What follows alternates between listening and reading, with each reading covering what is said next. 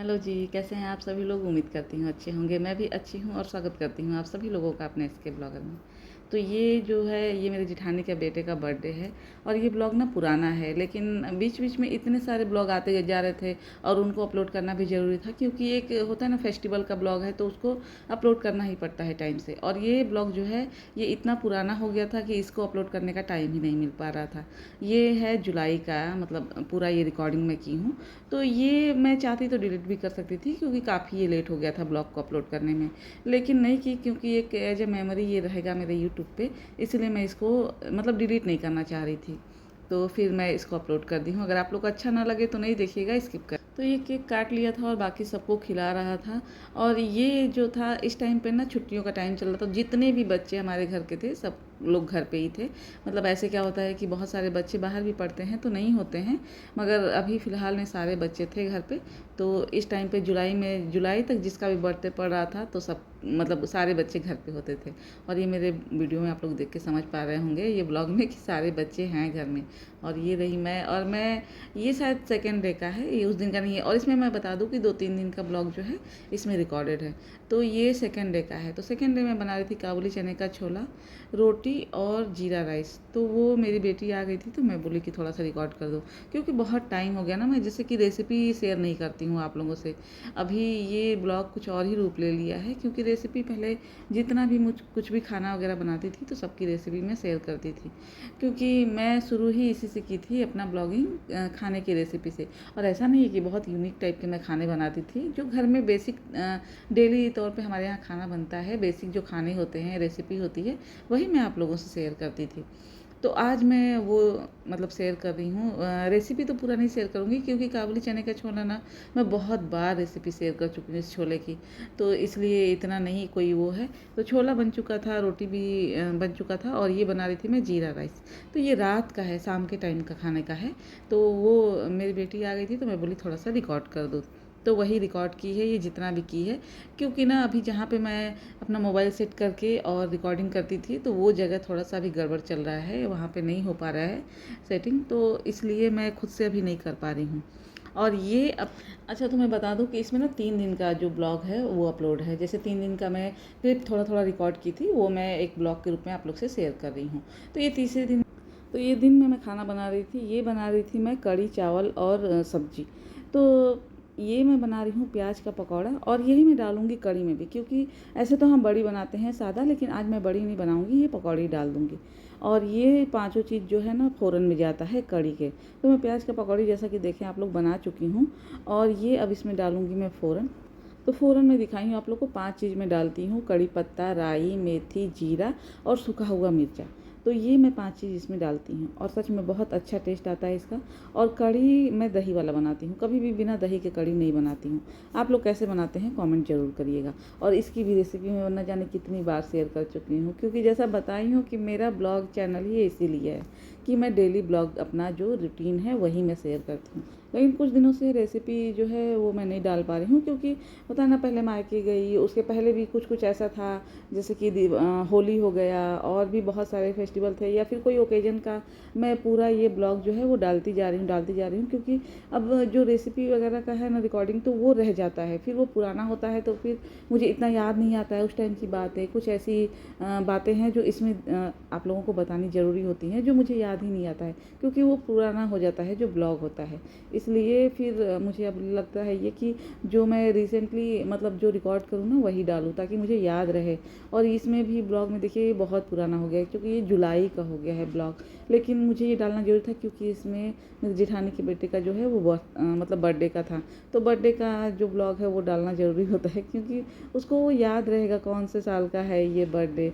कभी भी तो वो देखेगा कि मतलब मैं कैसा दिखता था। पक्का है ये तो कि बच्चे जो है वैसे ही नहीं रहते, वो बहुत ज़्यादा चेंजेस आता है, बच्चों में क्या बड़ों में भी आता है। तो अगर वो 5 साल बाद देखे तो वो खुद को भी देख के ये मतलब मेमोरी उसको याद तो रहेगा कि आंटी ये डाली थी अपने यूट्यूब पे। हमारा मोबाइल क्या है, हमेशा ही हम चेंज करते रहते हैं, फ़ोटो कभी रहा कभी नहीं रहा वो बर्थडे का। लेकिन ये जो है यूट्यूब जब तक रहेगा उसका ये अपना बर्थडे का फोटो मतलब वीडियो जो है वो कभी भी देख सकता है। तो ये देखिए ये मेरा जो है कढ़ी तैयार हो गया है। और ये पकौड़ी जो रखी हूँ अलग से, ये कढ़ी के साथ मतलब चावल दाल के साथ खाने के लिए। कढ़ी में ऐसे तो क्या होता है, सादी बड़ी जो मतलब हम बनाते हैं वो डालते हैं, मगर इसमें मैं प्याज का पकौड़ी डाल दी हूँ, क्योंकि ना हमारे कहते हैं कि कढ़ी सादा नहीं बनाया जाता है, जैसे उसमें कुछ तो होना चाहिए।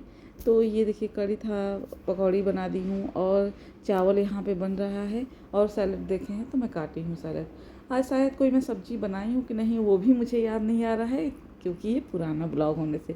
अभी जब थाली का मैं दिखाऊंगी तो शायद याद आएगा कि मैं सब्ज़ी बनाई भी थी कि नहीं बनाई थी। और ये मौसम ना बहुत जैसे बदरी टाइप का था, वो होता है ना रेनी डे टाइप का, बारिश आ रहा है जा रहा है वैसे टाइप का था। और ये देखिए सब्जी में मैं, हमारे यहाँ इसको नेनुआ बोलते हैं, तोरई भी बोलते हैं, बहुत जगह घेवड़ा भी बोलते हैं, क्योंकि मैं इसका रेसिपी कभी कभी देखती हूँ तो इसको जैसे घेवड़ा बोल के प्रोनाउंस करते हैं। तो मुझे नहीं पता कि क्या क्या इसका नाम है, लेकिन हमारे यहाँ इसको नेनुआ बोलते हैं। तो इसकी ये सादी सी सब्ज़ी बनती है, सिर्फ मिर्चा पड़ता है, फ़ौरन में मेथी पड़ता है, मिर्चा और प्याज पड़ता है, और बहुत सादा और अच्छा सब्ज़ी इसका बन के तैयार होता है। ये कढ़ाई में भी बनता है, लेकिन मैं कुकर में बनाई हूँ, क्योंकि मैं एक और बर्तन नहीं करना चाहती थी, बस इसीलिए। और ये एक दिन और का है, इसमें ब्लॉग मुझे नहीं याद था। तो ये देखिए ये दोपहर का हमारा खाना है, ये वो वाला ब्लॉग नहीं है जो कढ़ी बनाई थी, ये दूसरे दिन का लग रहा है, थोड़ा सा रिकॉर्डिंग की थी खाने का। तो ये दूसरा सब्जी है, दाल है, चावल है, रोटी है, सैलड है। तो बस जी यही था, और उस टाइम पे आम मिल रहा था, तो मतलब कि आप समझ सकते हैं कितना पुराना ब्लॉग है। और हाँ, अगर आप लोग मेरे चैनल पर नए हैं और पहली बार मेरे ब्लॉग को देख रहे हैं तो मेरे चैनल को सब्सक्राइब करें, मेरे वीडियो को लाइक करें, और बेल आइकन को दबाना ना भूलें, ताकि नोटिफिकेशन आप लोग को मिलता है जब भी मैं अपना वीडियो अपलोड करूँ। और हाँ, अगर आपके आसपास वाले लोग भी होंगे ऐसे जिनको ये पसंद होगा देखना ऐसे ब्लॉग, तो उनको भी ज़रूर शेयर करें। तो बस जी, और ये मैं आ गई थी दोपहर में फिर से जूस बनाने के लिए। तो कई उन्होंने कि बहुत दिनों का क्लिप इसमें लग रहा है, छोटा छोटा मैं जोड़ी हूँ। तो ये आ गई थी जूस बनाने के लिए, और उस टाइम पे मेरे हस्बैंड को थोड़ा सा ना हीमोग्लोबिन का प्रॉब्लम था। मैं बहुत पहले 2-3 या 4 ब्लॉग पहले मैं बता चुकी हूँ। तो उनके लिए मैं ये सेब, अनार और चुकंदर का जूस बनाया करती थी। अभी फिर से मैं बनाती हूँ, लेकिन अभी रिकॉर्ड नहीं कर पा रही हूँ। तो ये जूस बनाने के लिए ये सब कुछ, अनार तो क्या है छिलने में बहुत टाइम लगता है मुझे, तो अनार छील करके पहले ही रख लेती हूँ, सेब और चुकंदर तुरंत काटती हूँ। तो ये जूसर जो है बहुत अच्छा है। अब ये मैं नहीं बता सकती इसका नाम कि क्या है, लेकिन बहुत अच्छा जूसर है, और ये लोकल मार्केट में हमारे यहाँ मिल जा रहा था। ये हमारे यहाँ का ही है जूसर, मतलब दुकान पे ये मेरे हस्बैंड लेके आए थे यहीं से शॉप से। तो यानी कि ये हर जगह अवेलेबल होगा, क्योंकि मैं खुद भी कोई बहुत बड़े सिटी में नहीं रहती हूँ, हमारा भी एक कस्बा टाइप का ही है। तो अगर यहाँ मिल रहा है तो हर जगह मिल रहा होगा। और इसमें हर तरह के जूस जो हैं वो निकल जाते हैं, और बहुत अच्छे से निकल जाते हैं, जैसे मौसम्बी और संतरे का भी जूस निकल जाता है। तो इसलिए ये जूसर जो है बहुत अच्छा है। मैं एक बार लेके आई थी मुंबई से, लेकिन उसमें क्या होता है ना कि बस अनार, सेब और ये सब की जूसें, जैसे बीज वाले जो होते हैं फल, उनके जूस नहीं निकल पा रहे थे, वो पिस जा रहा था, तो जूस जो है कड़वा हो जाता है। लेकिन इसमें ऐसी कोई प्रॉब्लम नहीं होती है, इसमें जूस बहुत अच्छा निकलता है, क्योंकि इसका कचड़े के लिए देखिए एक बॉक्स भी है इधर, वो जितना भी वेस्टेज है ना वो इसमें निकल जा रहा था। और जो मैं पहले लेके आई थी उसमें जो है कचड़ा उसी में पीस के रह जा रहा था, इसलिए बीज भी उसमें पिस जा रहा था, तो कड़वा हो जा रहा था जूस। और ये देखिए इतना सारा, उतना सारे चीज़ों का निकला है ये जूस, मतलब इतने से ही जूस निकला था।